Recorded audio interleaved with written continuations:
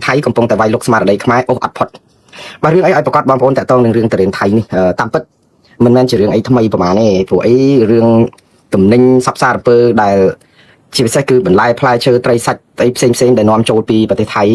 មកកាន់ប្រទេសកម្ពុជារបស់យើងនេះគឺវាដូចទឹកបាក់ទំនប់ចឹងពីមុនកាលមានចំនួនគ្នាជាមួយនឹងថៃណាព្រំដែនខ្មែរថៃហ្នឹងគឺឬក៏សហគមន៍ខ្មែរពលរដ្ឋខ្មែរនៅប្រទេសទាំងពីរហ្នឹងគឺដូចថាដោះដូរទំនិញរកទទួលទានឆ្លងដែនហ្នឹងទៅវិញទៅមកហ្នឹងជា allergy ហ្នឹងរាប់សិបឆ្នាំទៅហើយក៏ប៉ុន្តែនៅពេលដែលមានចំនួនព្រំដែនរដ្ឋាភិបាលកម្ពុជាបានហាមឃាត់បន្លែផ្លែឈើពីថៃមិនឲ្យចូលមកប្រទេសកម្ពុជាដោយទាំងប្រេងសាំងផងតាមពិត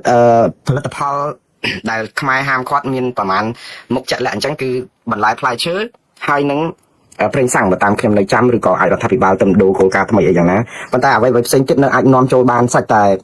ែទីផ្សារសេរីដូចធម្មតាជាពិសេសគឺនាំចូលតាមផ្លូវទឹកនិងទៅកំពង់ផែក្រុងបរសៃអនុវាតាមបានទេហើយឥឡូវនេះដោយសារតែផ្លូវគោកបិទថៃរកវិធីឆ្លងទំនិញរបស់ខ្លួនតាមរយៈព្រំដែនឡាវនៅខេត្តស្ទឹងត្រែងអញ្ចឹងទៅហើយនេះគឺជារឿងដែលធម្មតាពេលដែលតម្រូវការនៃប្រទេសកម្ពុជាដែលរបស់ដែលធ្លាប់លក់ដូរធ្លាប់អីចឹងសេចក្តីត្រូវការហើយស្រាប់តែដាច់ភឹងភ្លាមឡើងមានប្រើប្រាស់ឬក៏បិទអីចឹងវាតែងតែមានជនឆេះឱកាសអ្នករស៊ីទាំងស្របច្បាប់និងមិនស្របច្បាប់អីហ្នឹងចាប់ផ្ដើមរកឱកាសដើម្បីចំណេញរត់ពន្ធនេះរត់ពន្ធនេះអាការរត់ពន្ធហ្នឹងគឺវាកើតឡើងតាំងពីប្រទេសយើងមានសង្គ្រាមឬមិនមានសង្គ្រាមប្រទេសស្អីក៏ដោយព្រោះអីវាតកតងនឹងបញ្ហាព្រំដែនដែលច្រករបៀងឬក៏ការឆ្លងដែនហ្នឹងគឺគេអាចចេញចូលបានពេលបងប្អូនខ្មែរយើងទៅព្រំដែនថៃឆ្លងច្រករបៀងហ្នឹងមកកណ្ដោហ្នឹងឆ្លងទៅកាប់អំពើកាប់អីនៅថៃជួនកាលចេញទៅព្រឹកល្ងាចហ្នឹងគឺវាស្រួលអីអញ្ចឹងទៅវាមិនមែនជាលបងពាត់ចិត្តឈឹងឯណាដាក់បន្លាលួសត្រូវឆែកប៉ាសពតព្រឹកល្ងាចអត់ទេភាគច្រើនហើយកន្លែងតំបន់ច្រករបៀងហ្នឹងគឺជាការឆ្លងដែនខុសច្បាប់ទៅបើគេចាប់បានគេដាក់គុកបើអត់ចាប់បានទៅធ្វើការពេលព្រឹកយប់ឡើងមកប្រឡប់មកផ្ទះវិញចូលដីខ្មែរវិញអីចឹងទៅវាធ្វើអាទំនិញដែលរត់ពន្ធរត់អីហ្នឹងក៏តែវាមានប្រសាទអីចឹងតាំងតែពីយូរហើយមិនមែនតែមកឥឡូវទេក៏ប៉ុន្តែអ្វីដែលគួរឲ្យចាប់អារម្មណ៍គឺឥឡូវនេះនៅពេលដែលប្រជាប្រដ្ឋខ្មែរខ្លួនឯងខំប្រឹងពង្រឹងផលិតផលខ្មែរពហិការផលិតផលថៃព្រោះអាជាតិនិយមជ្រុលរបស់យើងមានដល់កម្រិតមួយដែលយើងចាប់ផ្ដើមឲ្យទៅលើសូផលិតផលថៃហ្នឹងគឺយើងគេហៅកាត់ជំងឺមួយគឺ paranoid ជំងឺបាក់ស្បាតគឺថាអត់ទេយើងមិនត្រូវគ្រប់គ្រងផលិតផលថៃទេតែហូបផលិតផលថៃគឺយើងក្បត់ជាតិយើងគ្រប់គ្រងយោធាថៃដែលសម្រាប់ទាហានខ្មែរអញ្ចឹងទៅចេះគំនិតហ្នឹងគឺធ្វើឲ្យយើងមានការលំអៀងមួយយ៉ាងធ្ងន់បំផុតគឺឲ្យតែលឺសូផលិតផលថៃចូលគឺយ៉ាប់ហើយដល់អញ្ចឹងទៅអាហ្នឹងវាធ្វើឲ្យប៉ះពាល់សតិអារម្មណ៍កម្ពុជាយ៉ាងខ្លាំងនៅក្នុងពេលជាមួយគ្នាហ្នឹងគឺរឿងតិចតួចអាចនឹងធ្វើឲ្យបាក់ស្មារតីកម្ពុជាបានឧទាហរណ៍ដូចរឿងតរេនអញ្ចឹងតរេននៅពេលដែលខ្វះអីតរេនជាខ្មែរយើងកំពុងចង់តរេននៅកំពង់ដែនមួយតរេនកពតតរេនឆ្ងាញ់ណាព្រោះខ្ញុំធ្លាប់នៅក្បែរក្នុងខេត្តកពតហ្នឹងតរេននៅទឹកឈូនៅអីហ្នឹងឮសូរបងប្អូនយើងសរសើរតែឆ្ងាញ់ណាខ្ញុំអត់ចេះហូបតរេននេះសូមអធិស្ឋានគាត់ឮតាមគេគាត់ថាឮគេឲ្យដូចថាបន្ទុកហ្នឹងថាតរេននៅកពតហ្នឹងគឺជាតរេនល្អអញ្ចឹងហើយបន្ទាប់មកគឺតរេននៅកំពង់ចាមឥឡូវហ្នឹងគេដាំនៅបៃលិនគេដាំនៅអីបានមកកណោតែមានអីពិបាកហើយផលិតផលរបស់យើងនេះគឺចាប់ផ្ដើមមានបញ្ហាទីផ្សារជាពិសេសដូចតរេននៅកំពង់ចាមនៅពេលដែលបងប្អូនយើងចាប់ផ្ដើមធ្វើកសិកម្មផលិតផលថៃដល់តែពេលឮថាមានតរេនថៃយកមកលក់នៅក្នុងទីផ្សារខេត្តកំពង់ចាម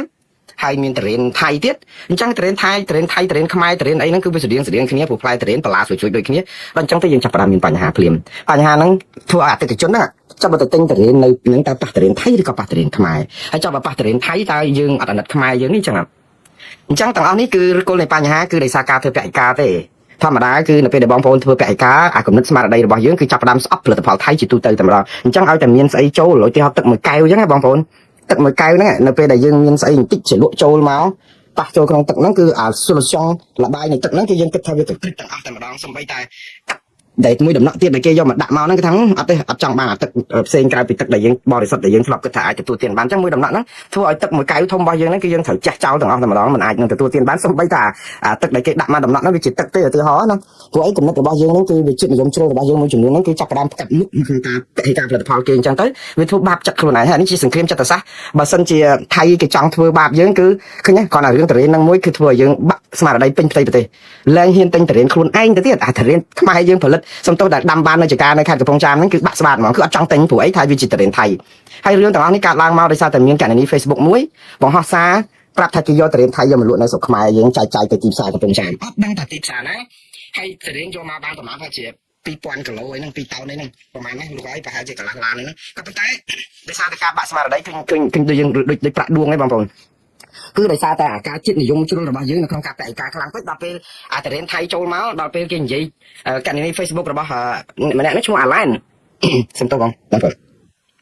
និយាយទៅធ្វើឲ្យប្រជាពលរដ្ឋលែងទទួលទានតរៀនខ្មែរបានទៀតដោយសារអីស្អប់តរៀនថៃដល់ស្អប់តរៀនថៃអត់ដឹងថាមួយណាថៃមួយណាខ្មែរប៉ះទាំងអស់គ្នាអញ្ចឹងទៅបានអាជ្ញាធរខេត្តកំពង់ចាមហ្នឹងចុះទៅ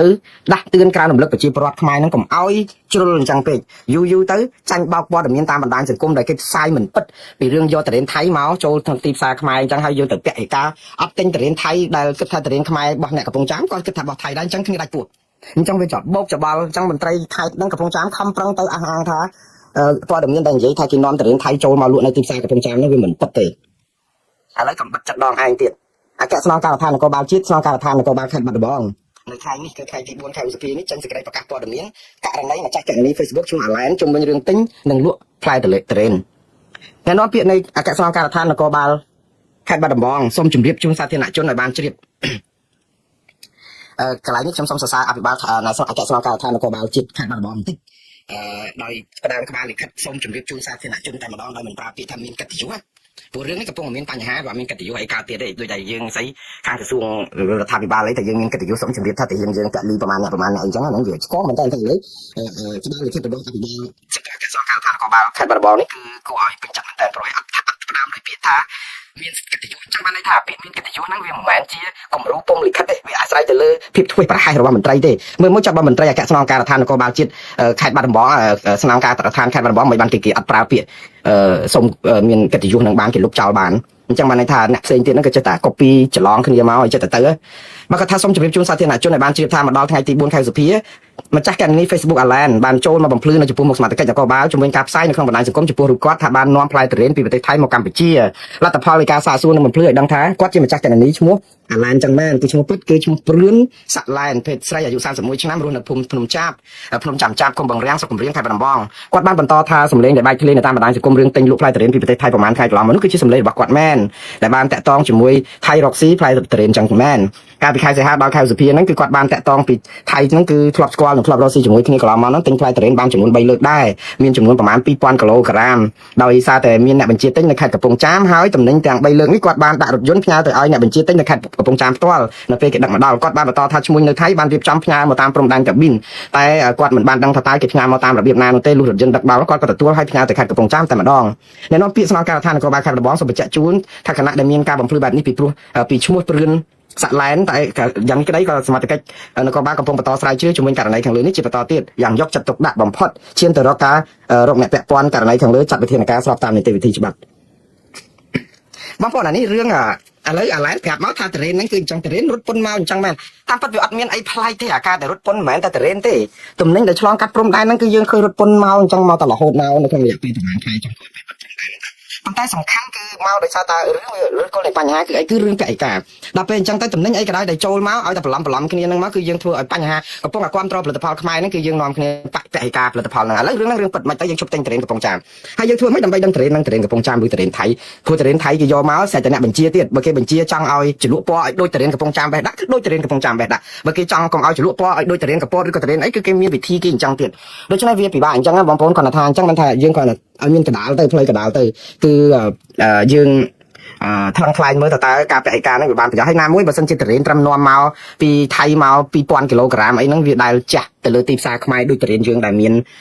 នរាប់សិបចំការនៅស្រុកយើងហេតុអីបានឲ្យឥទ្ធិពលហ្នឹងឲ្យពុលនៅក្នុងសតិអារម្មណ៍របស់យើងផ្អើលពេញផ្ទៃប្រទេសដូច្នេះរឿងមកកណោក៏ដឹកមកខ្វល់រឿងតរេនទៀតដែរឥឡូវប៉ុន្តែខ្ញុំឃើញអាជ្ញាធរពាក់ព័ន្ធហ្នឹងក៏គេចេញរឿងនេះមួយទៀតឥឡូវដល់តែពេលមានរឿងហ្នឹងត្រូវបានខាងអគ្គនាយកដ្ឋានការពារអ្នកប្រើប្រាស់កិច្ចការប្រកួតប្រជែងនិងបង្ក្រាបការខ្លាញ់បន្លំនេះគេចេញលិខិតមួយថ្ងៃ4នេះគឺហាមតែម្ដងគឺលិខិតនេះគេនិយាយអញ្ចឹងសូមជម្រាបជូនសាធារណជនជាម្ចាស់ក្រុមហ៊ុនសហគ្រាសសិប្បករពាណិជ្ជករអាជីវករសាធារណជនទូទាំងប្រទេសកម្ពុជាទៅតែជ្រាបគោលបំណងអនុវត្តឲ្យបានម៉ឺងម៉ាត់និងមានប្រសិទ្ធភាពនៅប័ណ្ណបញ្ជារបស់រដ្ឋាភិបាលក្នុងការទប់ស្កាត់សកម្មភាពឆ្លៀតឱកាសនាំចូលចែកចាយផ្គត់ផ្គង់ផលិតផលទំនិញដែលអាចបង្កគ្រោះថ្នាក់ដល់សុខភាពចឹងមានតរេនហ្នឹងមកចាប់ផ្ដើមចេញសារមួយរំលឹកអំពីគ្រោះថ្នាក់ដល់សុខភាពខ្លាចថៃគេដាក់គីមីពាក្យថាមានគីមីមានអីនេះគឺតាមពិតវាជាចង្កៀងចិត្តសាស្ត្រមួយទៀតព្រោះអីផលិតផលយកមកពីថៃភាគច្រើនគេត្រាំអាបារ៉តឬក៏ត្រាំអាធ្វើបុរៈឬក៏អីនិយាយទៅដើម្បីរក្សាបញ្ហាកុំឲ្យសាច់សយរលួយអាហ្នឹងវាប៉ះពាល់សុខភាពមកអាយុហើយវាមិនមែនទៅមកឥឡូវទេរាប់សិបឆ្នាំហើយអារឿងបញ្ហាគីមីហើយមែនតើទៅទោះជាចេញស្អីប្រកាសអីចឹងក៏ដោយហ្នឹងប្រជាពលរដ្ឋទេដែលជាអ្នករងគ្រោះធំបំផុតព្រោះខ្ញុំចាំប្រសាសន៍លោកហ៊ុនសែនធ្លាប់និយាយអារឿងគីមីអារឿងមិនគីមីអីហ្នឹងហូបខ្លួនឯង ទៅទិញខ្លួនឯងហេតុអីមកបន្ទោសរដ្ឋាភិបាលគាត់និយាយចឹងហារឿងយើងទៅឃើញបន្លែហ្នឹងបើដឹងថាបន្លែមានគីមីឬរបស់ហ្នឹងមានគីមីហេតុអីក៏យើងមិនដើរជៀសទៅជាការទទួលខុសត្រូវរបស់ប្រជាពលរដ្ឋប៉ុន្តែបើតាមមើលអគ្គនាយកដ្ឋានការពារអ្នកប្រើប្រាស់នេះហាក់បីដូចជាមានការទទួលខុសត្រូវជាងលោកហ៊ុនសែនដោយសារតែគាត់ហាមផលិតផលនឹងមិនឲ្យមកអញ្ចឹងណាលោកហ៊ុនសែនគឺនៅពេលដែលមានជាតិគីមីមានអីគាត់ទៅបន្ទោសប្រជាពលរដ្ឋអ្នកប្រើប្រាស់អត់បន្ទោសអាជ្ញាធរដែលគេស៊ីប្រាក់ខែរៀលដើម្បីឲ្យជួយការពារប្រជាពលរដ្ឋកុំឲ្យជួបអាបញ្ហារឿងគីមីពុលអីហ្នឹងទេគាត់ទៅនិយាយថាទិញខ្លួនឯងហូបខ្លួនឯងហេតុអីបានមកស្ដីបន្ទោសរដ្ឋាភិបាលទៅវិញបើអញ្ចឹងទេយើងមានប្រដាប់ផ្សេងទៅមើលអាជាតិពុលជាតិអីឲ្យប្រជាពលរដ្ឋដើរកាន់របស់ជាតិពុលអីទៅផ្សារចុះណែនេះមន្ត្រីកម្មគ្រប់គ្រងលេមិនគាត់ធ្វើអីគេចា